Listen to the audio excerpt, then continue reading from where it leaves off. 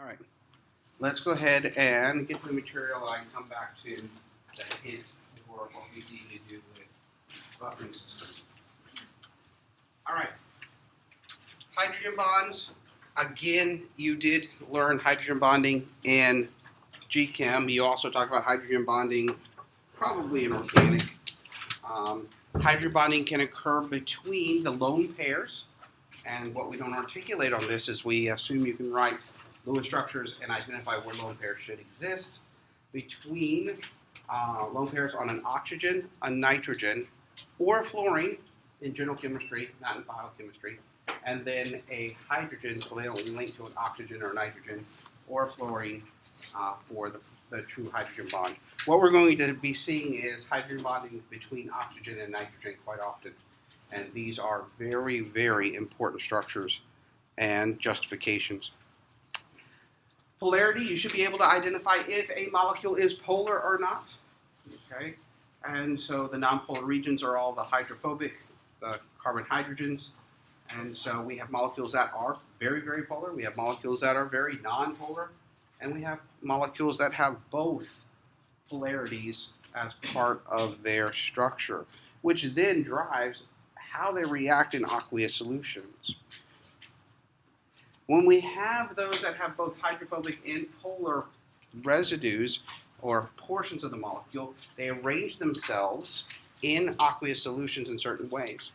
And what we talk about is something called the hydrophobic effect, where the hydrophobic residues will aggregate or come together. It is not because the hydrophobics have a lot of attraction to each other. It is the maximization of the water making bonds to itself. And so if I look up here at the top, I have a polar group represented by the blue. We have the non-polar by the yellow. And what happens is all of these water interactions are very energetically unfavorable, meaning that most of this interaction is unfavorable. But if by chance I take two of these, put them together, then what I do is I exclude all of these unfavorable to favorable charges. Okay, but still I'm surrounded by unfavorable. And so if I can pack all the hydrophobics on the inside and surround all the polars on the outside, the water doesn't even know there's hydrophobic there. Okay, and so it is very soluble. It's very energetically favorable, and so that is going to happen most often, not only in simple molecules, but even all the way up to protein structure. What we're going to do is in the middle pack all the very hydrophobic, sequestering it away from the polar water, and we're going to put lots and lots of polar residues on the outside to make that protein soluble, and as soluble as possible. Now, this particular process here is called a micelle. Okay, it is this molecule here is a representative of a detergent, where we have a polar head group and a long chain. One of the most often used is sodium dodecadyl sulfate. You might have heard of it as SDS. Okay, or if you actually look on your shampoo, it's called sodium lauryl sulfate. It's a very commonly used, on the lauryl is a older name for 12, which is the decadyl, and so it's just a very common fat. What happens is when we put the sulfate, which is very charged, in this long fat here, when we put it into a solution, like you're going to wash your hair, okay, if you by chance went into the shower and you rinsed your hair with water and you walked out of the shower, is your hair clean? No, it can be just as greasy as you went in, right? But you use the shampoo, the detergent. What happens is the detergent will, on its own, create this micelle. Okay?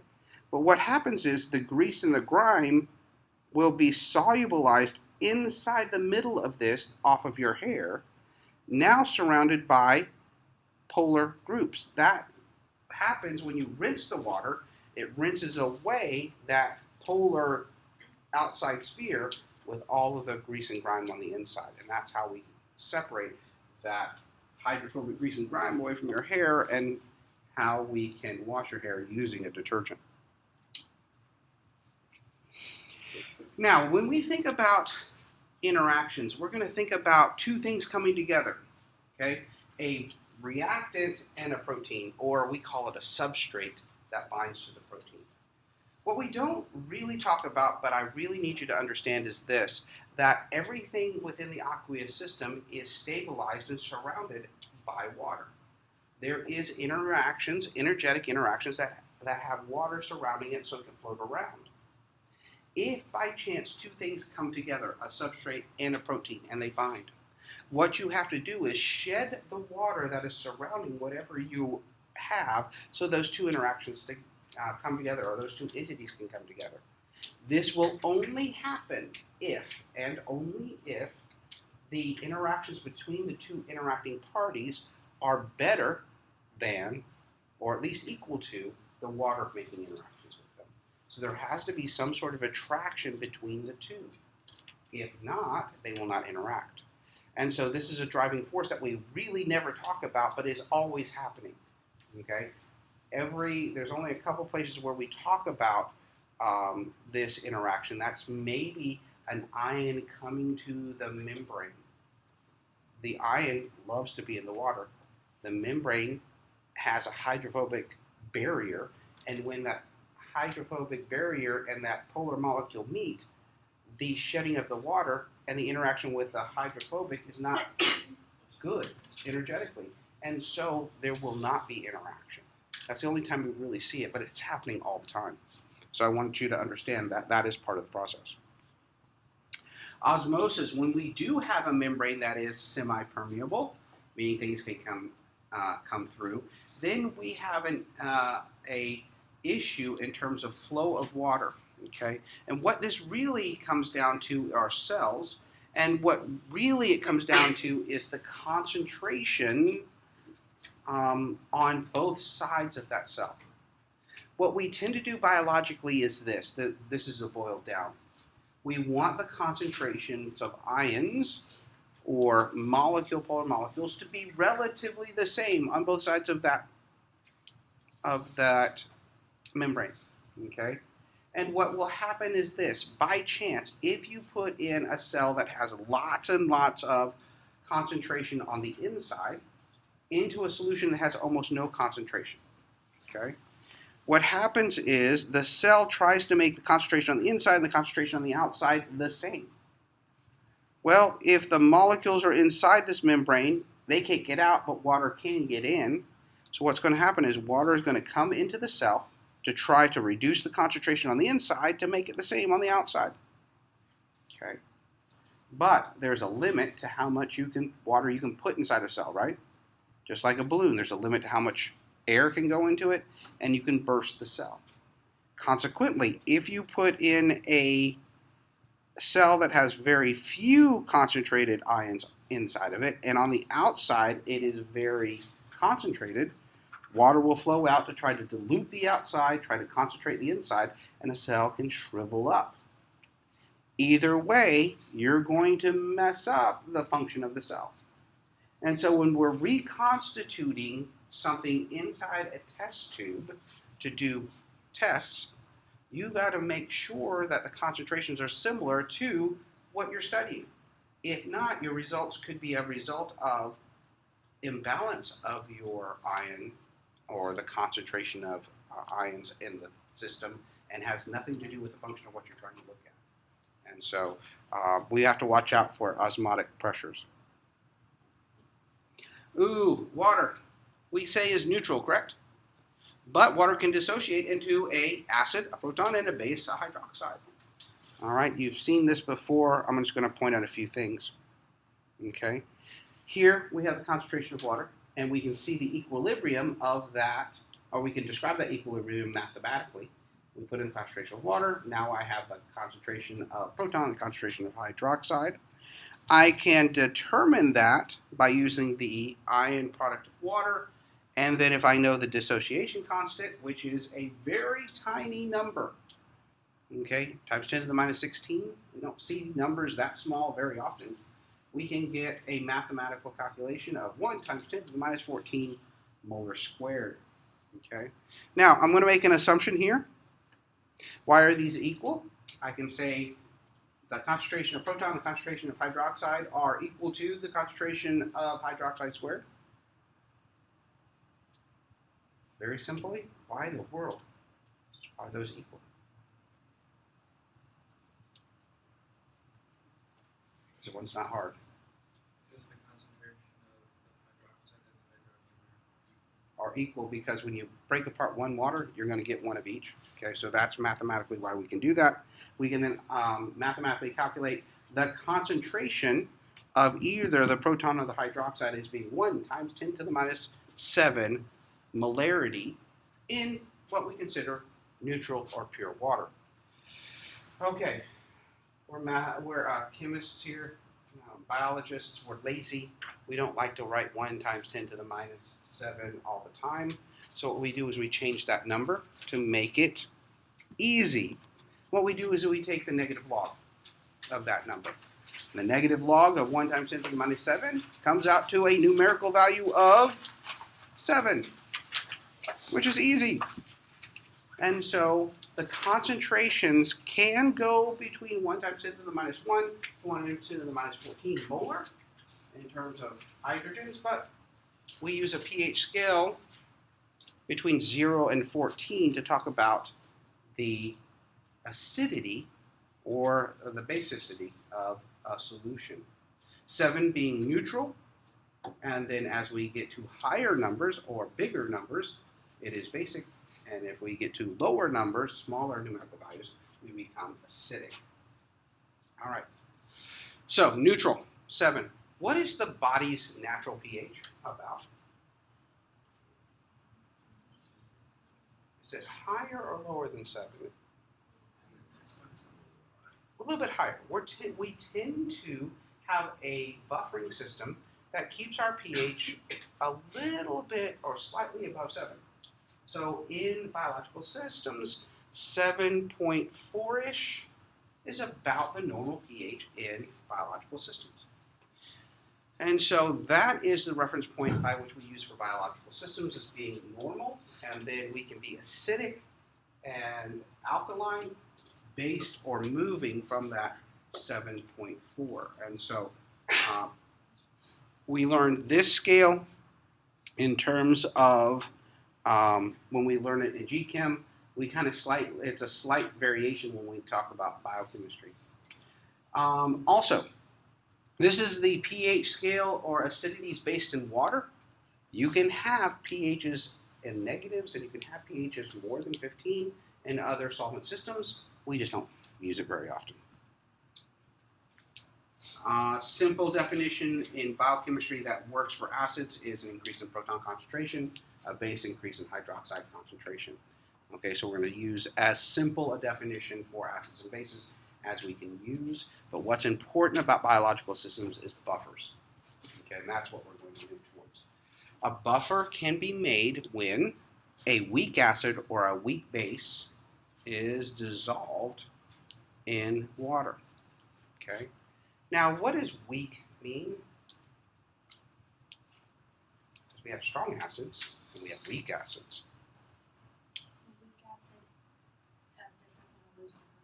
Yes, a weak acid will dissociate, but only partially.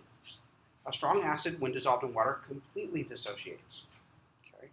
And so the ability for the molecule to associate that proton at some level, okay, at some dissociation constant, it doesn't tend to let it all the way out unless you challenge it with, well, let's see, if an acid, you challenge it with base, you can take off every proton if you add enough base and you neutralize it. And so the dissociation constant is important for weak acids and weak bases. And what we're going to define that as being a pKa. Okay? Every weak acid and every weak base will have a pKa value. It is the pH around which the dissociation or the protonation of that acid will occur. So we're going to distribute between the acid and the salt version. Okay? For acetic acid, the pKa is about 4.8, and that's important. Okay, so around 4.8, we're having a equilibrium event between the protonated and the deprotonated form. This is the equation that's going to really kind of govern everything that we do in buffer systems in biology. So the pH that you want to maintain in a test tube is equal to the pKa of whatever the buffer you want to use plus the log of the salt concentration divided by the acid concentration, and that's in molarities. Okay? The salt and the acid. Okay, this is what you really kind of need to think about is this. The one that is more protonated is the acid. The one that is less protonated is the salt. You can have a distribution between two acids. Okay, one that is, let's say, diprotonated and one that is monoprotonated. The mono would be the salt in that case, and the di could be the acid in the case. So more protonated versus less protonated. Okay, you do need to know your strong acids and strong bases. There were 7 of them in terms of strong acids from GChem. I would review that.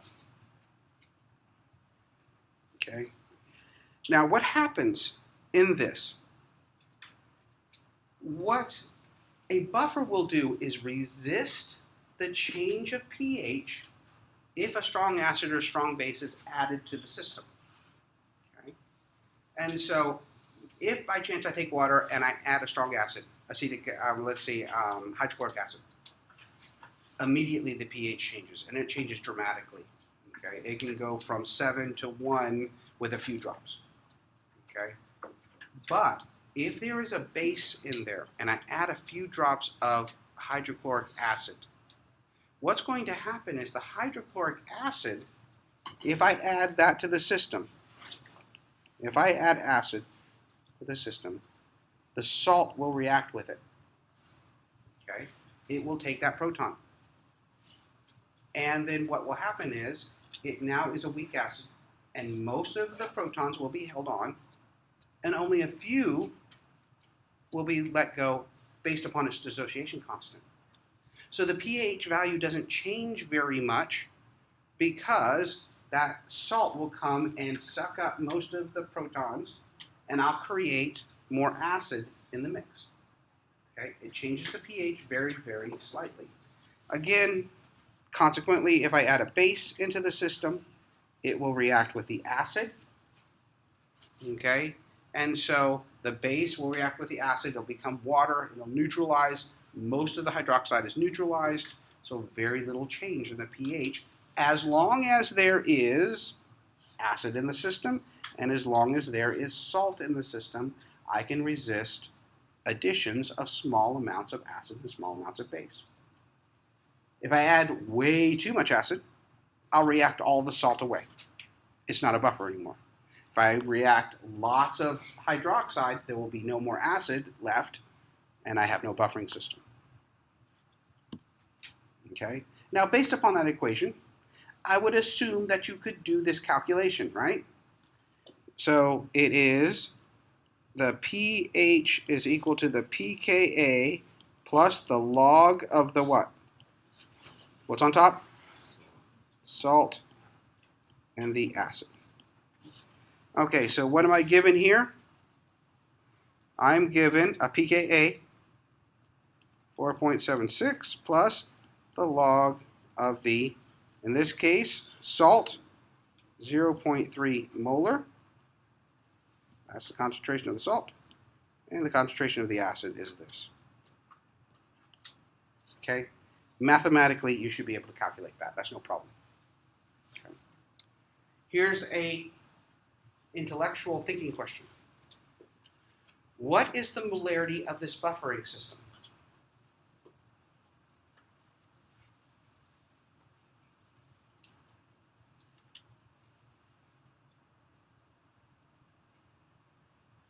Okay. This is a buffering system. This is an acetic acid buffering system. Okay, it's going to buffer between acetic acid and sodium acetate. What is the concentration of this buffering system?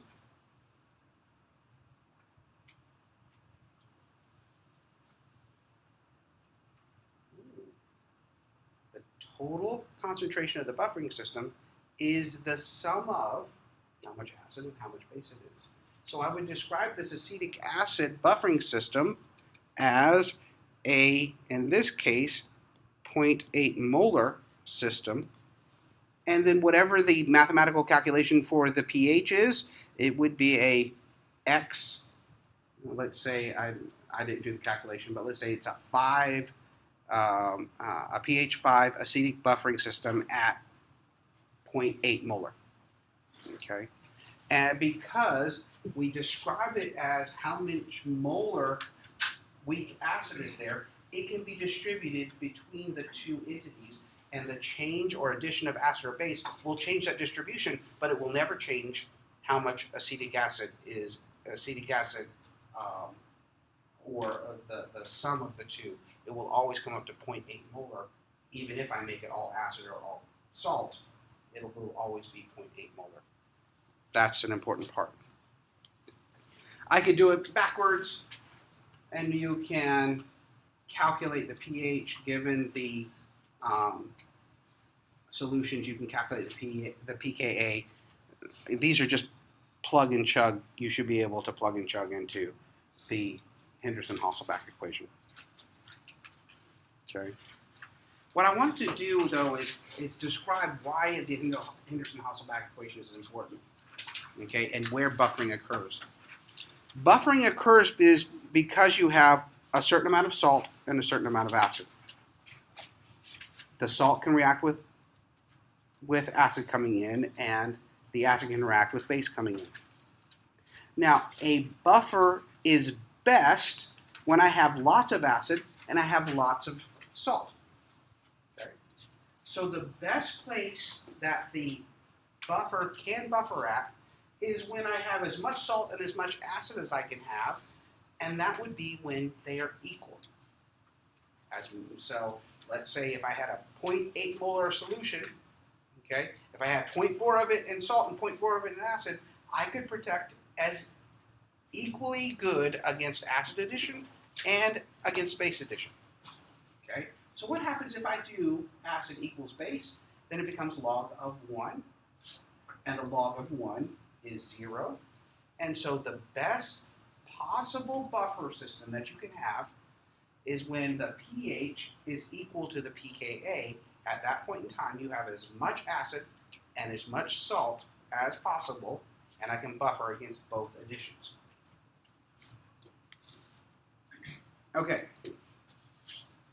In this case, here's a graph. Here are the important parts of that graph. At the pKa, when the pH is at the pKa, the salt is equal to the acid. I have the best buffering capacity for both sides. Okay. If I add a little bit of acid, strong acid, it will move the pH of the whole solution a little bit down.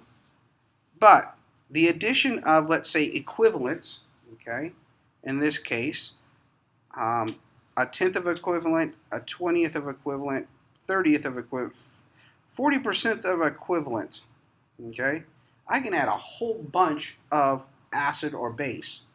And the pH doesn't change but for about 1 unit. And on the other side, about 1 unit. Okay, the buffering range is plus or minus 1 pH value. And it can resist a lot of addition of acid or base before it changes a full value.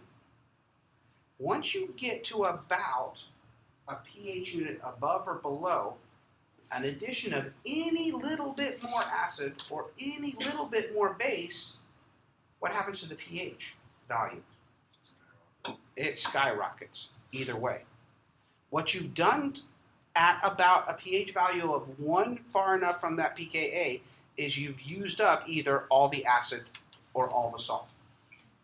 Anything more, you're not going to have anything to react the incoming strong acid or base, and immediately the pH will skyrocket. Okay. Now, does this graph look familiar? Now, yes and no. It's on its side. If you've ever taken CHEM-2, what do you do in GChem-2 all the time? What is the single thing that you learn in lab? Titration. This is a titration. Okay? And we're talking, and you did find pKa's in GChem-2. This is a titration sitting on its side. All right? So you've seen this in a different context. But what we want to do is to create a solution in a test tube that protects the pH at a certain level. We do that by picking out a strong acid or we pick out a weak acid or weak base that is relatively close to the pH that we want to do.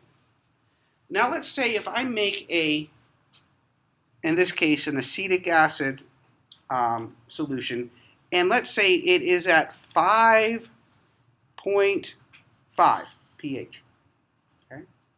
So 5.5 pH. Its pKa is 4.7. Could I add lots and lots of base to that buffering system? Would it protect against lots and lots of additional base added to the system? If it's right up here. Well, if I add more base, I move up more basic, and move up more basic.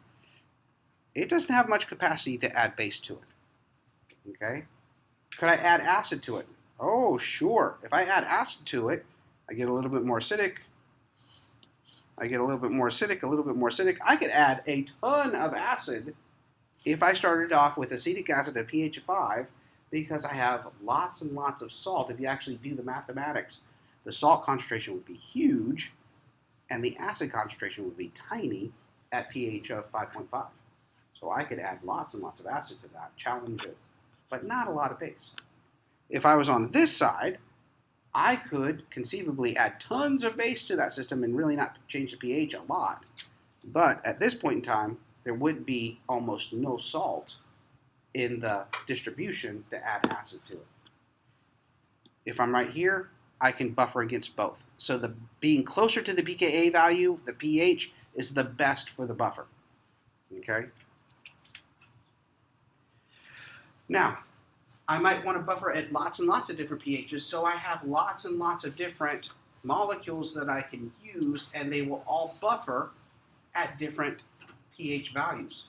The key is 1 unit above and 1 unit below, I have the capacity to buffer up to that point and down to that point. So if I needed a solution that needed to buffer at 7, could I use acetic acid? No, acetic acid at its maximum can buffer 5.8. After that, it's not a buffer system at all. I'd have to choose a different weak acid. A lot of times a phosphate buffer is used to do that. You might have seen PBS as a solution. It's a phosphate buffering system used quite often because it mimics around the 7.4 range, and it can buffer around that system. Lots and lots of different buffering systems. Okay? If I have to buffer conditions within the stomach, am I going to use a phosphate buffer? No, I'm going to use probably a glycine buffer at a value of 2 to represent the conditions inside the stomach. Okay, and so we can choose lots and lots of different buffers. This is one of the questions on the quiz. What volume of glacial acetic acid, and I give you this concentration, and what sum of sodium acetate with a molecular weight of this would be required to make a 100 mil 0.2 molar buffer at pH of 3.9, and the pKa is this. Okay, this is a real life question. All right, the first lab in biochem lab that is done is to create buffers. Okay. Now, mathematically, you've done these calculations in GChem. You don't remember that you did, but you did. And I'm going to make you do it here. Okay. And it's going to challenge you. You'll be able to do it. You'll get it done. You'll remember. You'll dust off, that knowledge. Okay. I do this because when we go into biochem lab, I'm just going to say, there's the stock room. Make me up this. Okay? And so you got to go find the glacial acetic acid. Boom. And you got to find the sodium acetate, boom, solid into liquid. Okay, make it up. All right. And what you need to do is calculate the values of everything and actually make it up and for real. Now, the first lab, 3 hours. To make up 5 buffers will usually take students in that 3-hour lab about 6.5 hours. Okay? They can't get it done in a 3-hour lab, and they have to use extra time to get them all done so that you can just get to doing your experiment. Now, by the end of the biochem lab, if I asked you to make 5 buffers, it would take you about 20, 30 minutes. Okay? It's because you forget how to do the math, and you have to learn it every time you do it like it's totally brand new. Okay? And so what I'm trying to do is get you to the point of at least have a reference to solving things. Now, when you do this, okay, pH equals pKa plus the log of the salt over the acid. Okay, that's great. You have pH, right? 3.9. You have pKa, 4.8, plus the log, what do you not have? The concentrations, right? But what you do have is this. What is the molarity of this solution? 0.2. Okay? Now remember what that meant. It's 0.2 total, right? So some of it has to be on the top and some of it has to be on the bottom. Here's my hint. Mathematically, you can do this. 0.2, minus x, some amount. And where was that x going to be? Down there. Okay? Because you have to distribute between two things. Okay? So you're going to calculate the molarity of what the salt needs to be and what the acid needs to be. Well, that's great. Molarity is what? Moles per liter. I didn't ask you to make up a liter, right? Why? So if you make up a liter, you're using a lot of material, and all you have to do is use 1 mil in the experiment. So am I going to ask you to make up a liter so that you can throw away 999 mils of the stuff? No, I'll make you make 100 mils, okay? And so, though you will figure out the molarity, then you have to figure out how many moles in 100 mils will make that same molarity. Okay. And then you're going to have to convert that and calculate, well, how many mils of acetic acid will create the amount of moles you need for acetic acid, and then how many grams you would weigh on the balance of acetic acid you need to put it in, and then you would dissolve it up to 100 milliliters. If you did the calculations right and you poured out exactly the right volume of acetic acid and you have the exact grams of sodium acetate and you dissolve it all up, when you put it under the pH meter, it should read a pH of 3.9 if you did it right. Okay? And so there's some math in there. You're going to have to take the anti-log of this and do some math. It's a little bit longer than you think, but it's something that you have to learn and be able to do much more quickly. The more you do it, it becomes better and you actually become faster. But I'll tell you, this time is going to be, it's like going in a dark room blindfolded and you're trying to find the door, okay?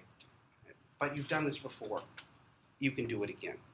I trust, I believe in you, okay? All right. Membrane structures. When we talk about water, we're also going to introduce the idea that there is a membrane, because in cells, that water portion of the cytosol is surrounded by a membrane, and things that are dissolved in that water have to go through membranes, and so we are interacting the water against the membrane. Membranes consist of lipids, okay, they're insoluble, proteins and carbohydrates. They are very complex and dynamic functional members within the cell itself. It's also organized quite highly, which we don't really talk about too often. And it serves as a selective barrier. Okay? It's an asymmetric selective barrier. It allows some things to go through in only one direction, mainly, and it will create differences on either side of the membrane, and we're going to function with that using gates, channels, and pumps to make sure the difference between the two membranes, what's on each side, is controlled. Membranes function as a sheet-like structure with closed boundaries. The hydrophilic parts will be pointed towards the water. The hydrophobic parts will be sequestered away. And proteins will be embedded or associated to the membrane itself. While some proteins traverse the membrane, others are either anchored into the inner leaflet by covalently attached fatty acid chains or are recruited through non-covalent interactions with membrane proteins.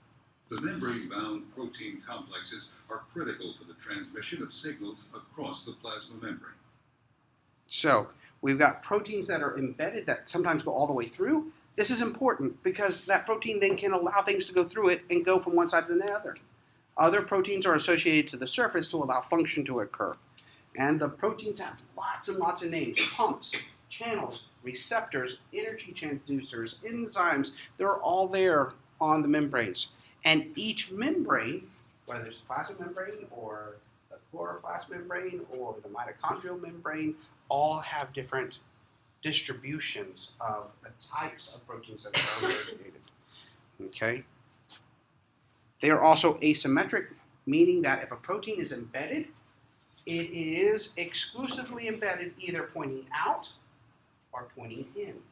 So every one of those proteins are all either in one direction, because if they allow things to flow, I only want it to go flow one direction. If I have one stuck this way and one stuck that way, then the flow will be circular and it defeats the purpose. Here's a cartoon of that particular animation that we see. We have proteins that are embedded, called integral. They are inside. We have proteins that are on the surfaces, called peripheral. They're just associated to the edge. Okay. Interesting. I also said that carbohydrates are part of the membrane. Carbohydrates are almost exclusively mounted on the surface, on the outside of a cell. There are very few examples where carbohydrates are inside the cell, and they're associated mainly to the glycoproteins. Membranes are fluid, meaning that they can move, and things can move inside of them. And so that membrane is floating, and the individual lipids can move back and forth like they are floating in an ocean. Okay? So are the proteins. They can move. They have the ability to move unless they're anchored by other proteins. All right? And most of them move. And it's dynamic. They move around. Now here's the movement back and forth. The lateral movement can be relatively free. Okay? But what is not free is the lipids can't flip from one side to the other, or the proteins tend not to flip from one side to the other. Okay? The reason is, remember the membrane, polars on the top and the bottom, inside's hydrophobic. For one of the membrane lipids to flip, this polar region has to somehow get in the middle of the hydrophobic. That doesn't like to happen, and so energetically, it would rather flip back up rather than go in. We can flip membranes, but a protein helps it, and the protein's name is called a flipase. It's an enzyme that flips stuff, okay? And so we control when we do flip them, all right? Most membranes do have a differential, okay? And the most often seen differential is a electrical potential, okay? Most membranes have on the inside a negative 16 millivolts differential. It is a difference of ions across the membrane. Okay, and this is going to power a lot of things that we're going to see in a bit. But we actually distribute ions across that membrane, and it invariably more positive ions are pumped out, less positive ions are in the inside. The bilayer and that sheet-like structure is caused because the lipids of the membrane have one polar head group and two hydrophobic tails. We saw what happens when we have one polar head group and one tail. I get a micelle. I get a little compact ball where all the hydrophobics in the middle.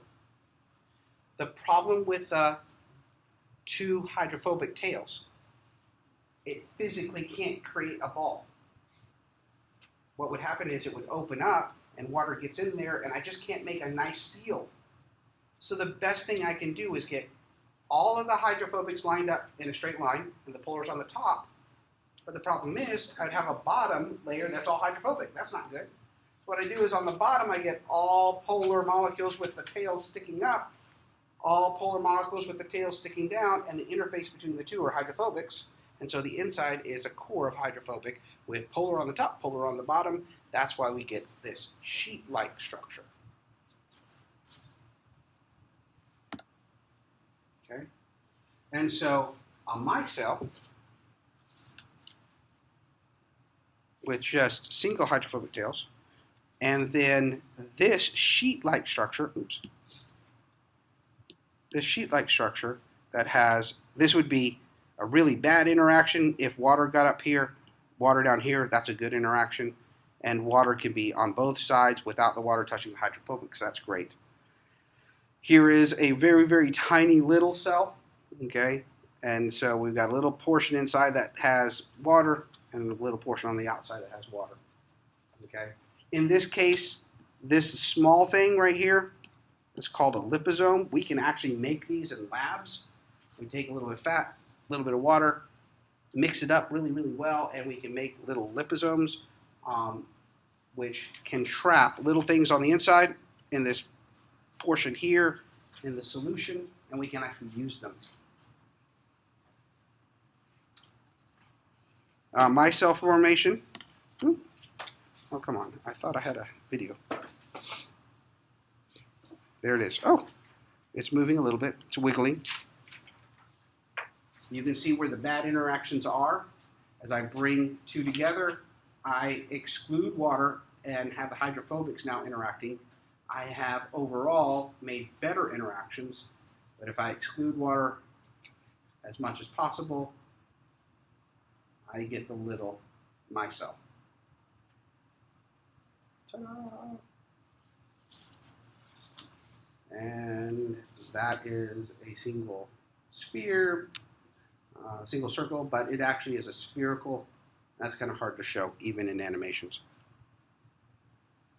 The lipid bilayer is formed because the fact that we have two tails. Now what's interesting about those two tails, they can be fairly straight or saturated, and some of them can become unsaturated where there's a kink in them, and even the saturateds can move around. And so it takes two layers to completely sequester all of the lipids. Now, do you take a look at those hydrophobic tails? A picture in our book makes them seem like they're just sitting there. But you see them wiggling around? There is a wiggle room in this. It is always moving. It is always dynamic. Okay. Here is where we see water and surrounding, let's say, an ion. That ion can come to the surface, interact with the polar head groups, but cannot get into the hydrophobic layer. And so what it'll do is it'll surround itself by water again and be wonderfully happy soluble in the water, but very unhappy trying to get through that hydrophobic core. This is where the selective barrier comes in. That is how the fact that those polar molecules and almost everything in the cell is polar enough to be dissolved in water cannot get through these membranes unless there's a protein that carries it through. The exception to the polarity is water. Water seems to be able to skirt through that a little bit, although we do have transporters for water also in cells to facilitate that. I already talked about this. You can spin and you can transversely move very, very quickly, sometimes through the membrane. What we cannot do is flip without a particular enzyme to help us. Now, what I'm going to do is show you two experiments that helped us determine that this was the case. We're going to fuse a mouse and a human cell, and we're going to do fluorescence photobleaching. That shows us that this actually occurs. But we will do that next time. All right? Okay. Let's see. I am on 48. Oh, good. Good.